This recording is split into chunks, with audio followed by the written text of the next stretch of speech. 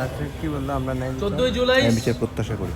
আমাদের প্রত্যাশা ছিল সেই সময় যে শেখ হাসিনা এসে হয়তো আন্দোলন পক্ষে কথা বলবে, কিন্তু আমরা দেখলাম যে আন্দোলনের বিপক্ষে মুক্তিযোদ্ধা কোটার পক্ষাবস্থানে এবং শিক্ষার্থীরা যারা আন্দোলনকার তাদেরকে রাজাকারের বংশধর, রাজাকারের নাতিপতি হিসেবে ট্যাগ দেওয়া হয়।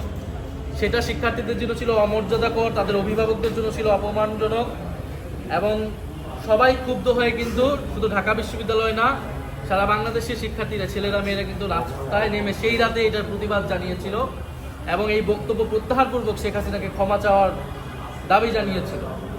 একইভাবে 15 তারিখ আমরা দেখেছি যে ওবায়দুল কাদের বলেছিল এই আন্দোলন দমনের জন্য ছাত্রলীগই যথেষ্ট, এবং এই বক্তব্য ছিল স্পষ্ট, উস্কানিমূলক, নির্দেশনামূলক, যে আন্দোলনকারী যারা রয়েছে তারা রাজাকার, তাদেরকে আক্রমণ করা, তাদেরকে হত্যা করা বৈধ।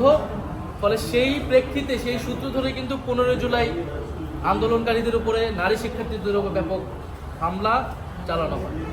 ওকে, ধন্যবাদ।